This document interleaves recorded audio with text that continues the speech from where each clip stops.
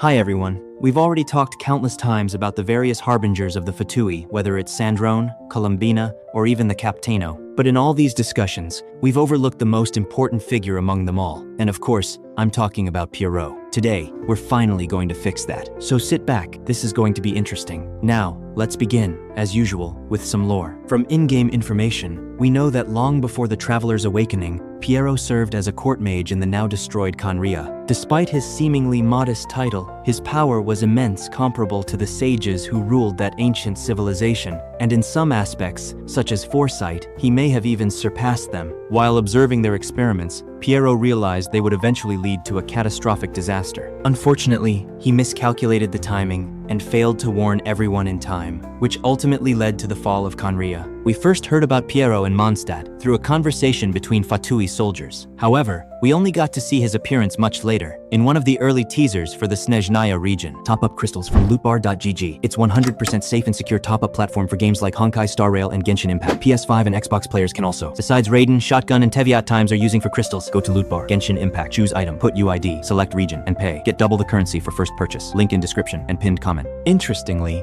that same teaser also revealed his main motivation. Pierro despises the heavenly principles, the force responsible for destroying his homeland, and seeks revenge against the gods themselves. He states this quite directly. Now that we've briefly covered his backstory, let's move on to the more interesting question. Will Pierro become a playable character? Based on what we've seen so far, especially with characters like the Captano, the answer remains unclear. Since Pierro appeared in the regional teaser, it's almost certain that he will play a major role in the story. He might even be the one to invite the Traveler to Snezhnaya, much like Varka once did. However, in terms of gameplay, it's probably too early to expect him. Not all harbingers have been introduced yet, and revealing their leader as a playable character before the others might feel premature. Then again, the developers could introduce the remaining harbingers throughout Snezhnaya's storyline and, after a major turning point, make Pierro playable, which honestly seems like the most likely scenario. It's clear the developers don't want to repeat the situation with Signora